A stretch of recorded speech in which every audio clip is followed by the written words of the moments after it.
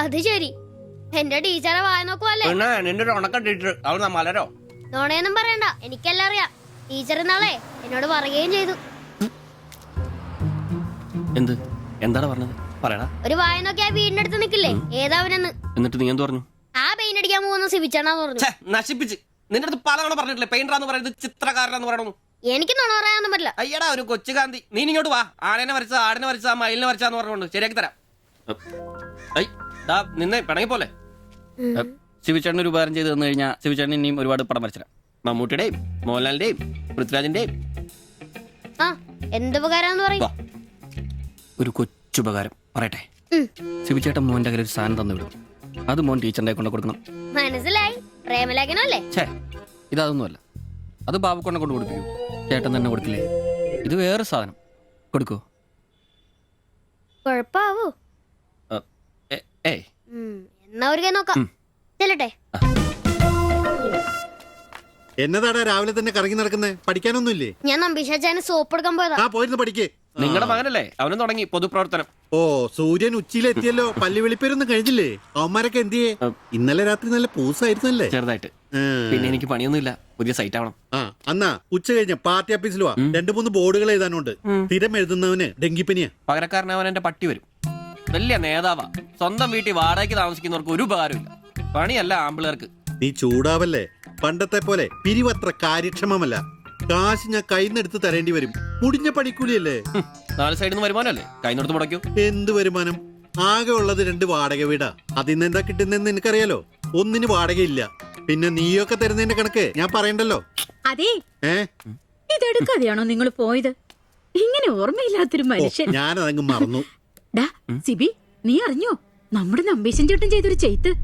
നീ അറിഞ്ഞില്ലേ? ഇല്ല. അങ്ങയുടെ ശരീരം മരണശേഷം ഏതോ മെഡിക്കൽ കോളേജിൽ പിള്ളേർക്ക് പഠിക്കാൻ കൊടുത്തോളാം. എവിടെ ഒരു മെഡിക്കൽ ക്യാമ്പിൽ വെച്ച് ഒപ്പിട്ട് കൊടുത്തു.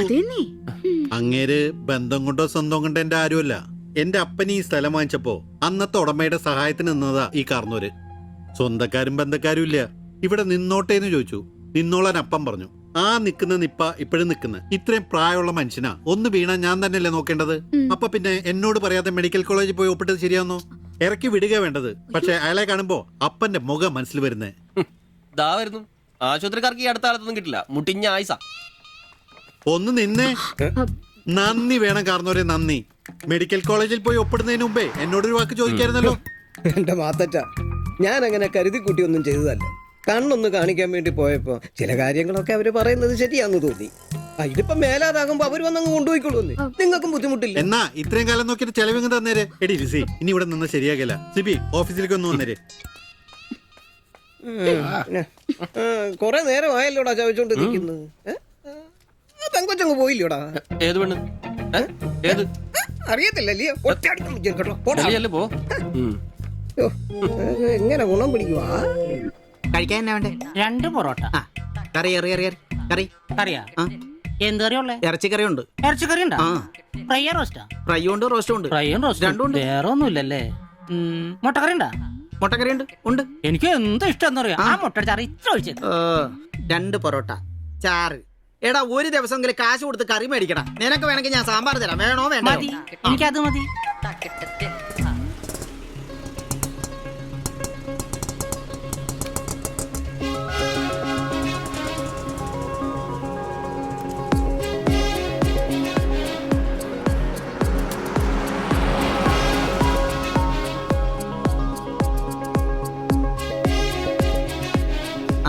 എന്തുവാ വേണ്ടേ കഴിക്കാൻ? 2 പൊറോട്ട, ഒരു മുട്ടക്കറി, ഒരു ചായ. ഈ കൊച്ചിന് 2 പൊറോട്ട, മുട്ടക്കറി, ചായ.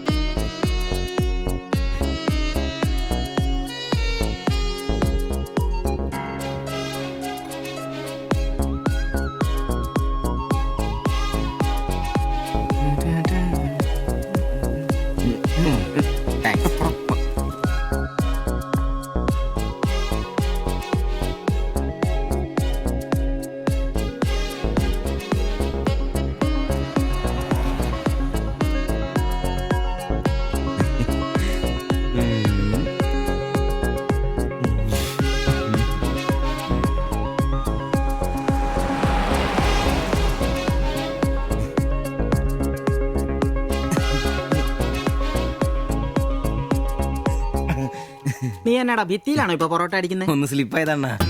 നീ ആകെ ഒന്ന് സ്ലിപ്പായിരിക്കുവാ.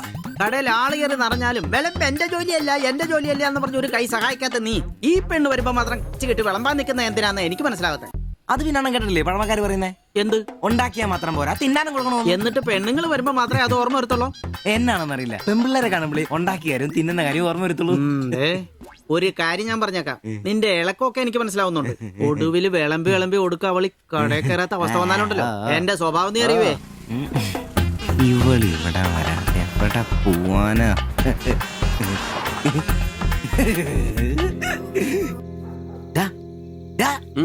അവൾ ഇന്നും കട വന്നായിരുന്നു. ആര്? 2 പൊറോട്ടയും മുട്ടക്കറിയും ചായയും. ആഹാ, അവളോ? എന്നിട്ട് ഇന്നും പൊറോട്ടയും മുട്ടക്കറിയും ചായയും കുടിച്ചെന്നെ ചിരിച്ചു കാണിച്ചു. എടാ, അവളെ ഏതാ എവിടെ നിന്നൊക്കെ ചോദിക്കാൻ പാടില്ലായിരുന്നോ? അവളൊരു പാവപ്പെട്ട വീട്ടിലെ കുട്ടിയാന്നേ. അച്ഛനാണെ തളർന്നു കിടക്കുന്നു, അമ്മയ്ക്കാണെ ക്ഷയം. ഒരു ജോലിയും ചെയ്യാൻ പറ്റത്തില്ലെന്നേ. അവൾക്ക് താഴെ 2 അനിയത്തിമാരാ. 2 പേരും പഠിക്കുക. അവള് ജോലിക്ക് പോയിട്ട് ആ കുടുംബം തന്നെ കഴിയുന്നേ. അപ്പൊ നീ അവളോട് ചോദിച്ചായിരുന്നല്ലേ? ഇല്ല. പിന്നെ ഇതൊക്കെ എങ്ങനെ മനസ്സിലായി? അവളുടെ ലുക്കൊക്കെ കണ്ടിട്ട് ഊഹിച്ചു പറഞ്ഞതാ. അവൾ എനിക്ക് ശരിക്കും അങ്ങ് ഇഷ്ടപ്പെട്ടു. അവളെ കാണുമ്പോഴൊക്കെ എന്റെ പെണ്ണ് എന്നൊക്കെ മനസ്സിൽ ആരോ പറയുന്ന പോലെ. അവൾക്ക് എന്നെ ഇഷ്ടാണ്. നീ ഇതുവരെ പറഞ്ഞത് വെച്ച് നോക്കിക്കഴിഞ്ഞാ ഒന്നും ശരിയാണുള്ള വഴിയില്ല. പിന്നെ അവള് നിന്നെ പോലൊക്കെ തന്നെയാണല്ലോ, വലിയ ഗ്ലാമർ ഒന്നുമില്ലല്ലോ. ഓഹോ, നിനക്കും നിന്റെ പെണ്ണിന് ഭയങ്കര ഗ്ലാമർ ആണല്ലോ. അല്ല, അറിയാൻ പാടില്ല ചോദിക്കുക, അവളുടെ ഗ്ലാമർ മുഴുവൻ അവളുടെ കൊണ്ടയിലാണോ? അല്ല, നീ ഏതിനേരം അവളുടെ കൊണ്ടയും വരച്ചോണ്ടിരിക്കുന്ന ചോദിച്ചതാ. ശരിയാണല്ലോ അളിയ, എന്റെ പെണ്ണിനെ നമ്മുടെ കടയിലെ അനീഷ് 15-ാം കടവ് കോളനി ബസ്സിൽ വെച്ച് കാണാറുണ്ട്. അവളുടെ ലുക്കൊക്കെ കണ്ടിട്ട് അവൾ അവിടുത്തെ കാര്യമാകാനാ ചാൻസ്. നമുക്ക് ആ കോളനി വഴി ഒന്ന് ചുമ്മാ കറങ്ങി നോക്കിയാലോ? അത് വേണോ? അല്ല, കോളനി നമ്മൾ ഒരാളോടും ഒരു പ്രശ്നത്തിനും പോകുന്നില്ല. ചുമ്മാ അത് വഴി പോകുന്നു, നമ്മളൊന്ന് നോക്കിയിട്ട് പോരുന്നു. ഒരാളോട് മിണ്ടേ പോലും ചെയ്യുന്നില്ല. അല്ലളിയ, പ്ലീസ് അളിയോ, ഒന്ന് പറയണം പ്ലീസ്. എത്ര സ്റ്റിച്ചണ്ടാ? 2. അല്ല, നിങ്ങൾ എന്തിനാണ് അന്നേരം തല പുറത്തേക്കിട്ട് നോക്കാൻ പോയത്? ഓടുന്ന വണ്ടിയിലിരുന്ന് കൈയും തലയും പുറത്തിട്ടിരുന്ന് നിയമമുള്ളല്ലേ? അതൊന്നും അല്ലടാ. 2 സ്റ്റിച്ചറിനൊന്നും ഇവന്റെ തലക്ക് യോഗം ഉണ്ടെങ്കിൽ ഏണി വെച്ച് കയറി ആ ഇഷ്ടിയാവും ഹെഡ് ചെയ്തു. പിന്നെ പ്രേമത്തിന് വേണ്ടി ചോര ചെയ്യുന്നതെന്നൊക്കെ പറഞ്ഞ എന്റെ ജോപ്പാ ശുദ്ധ മണ്ടത്തിലോ. അത് ജീവിതം നിന്നെ അത് പഠിപ്പിക്കും. ഈ ഞാനും ഒത്തിരി ചോര ചെയ്യുന്നിട്ടുള്ളവനാ, അറിയാമോ? പണ്ട് ഞാൻ പ്രീ ഡിഗ്രി പഠിക്കുന്ന കാലഘട്ടത്തിൽ എന്റെ കൂടെ പഠിച്ചൊരു സരളയുണ്ട്. എന്താ അവളുടെ ഒരു സൗന്ദര്യം! ഒരു ദിവസം ഞാൻ അവളോട് ചോദിച്ചു, സരളെ, ഞാൻ നിന്നെ കെട്ടിപ്പിടിച്ചൊരു ഉമ്മ എന്നോട്ടെന്ന് ചോദിച്ചു. അവൾ അപ്പൊ തന്നെ തന്നു. ഉമ്മയല്ല, ചെരുപ്പൂരി മുഖം പൊത്തിരി ഒറ്റടി. ചോര ചീന്തുവല്ലായിരുന്നു, മൂക്കി കൂടി ചീറ്റുവായിരുന്നു. അധികം ചിരിക്കണ്ട, ചുറ്റുപൊട്ടും. ഇത് അതുപോലെ നല്ലെന്നേ. അവളെ ഇതിനൊന്നും കുറ്റം പറയാൻ പറ്റിയല്ല.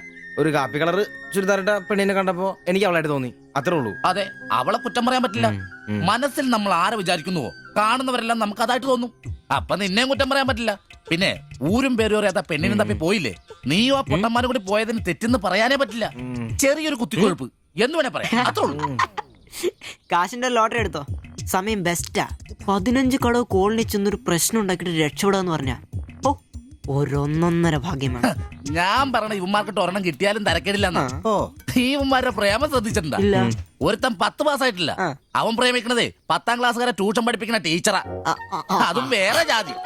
വേറൊരുത്തൻ പ്രേമിക്കണത് ഏതും പോരാത്തൊരു പാസ്റ്ററുടെ മകളാ. അവള് പഠിക്കണതേ ഡിഗ്രിക്ക്.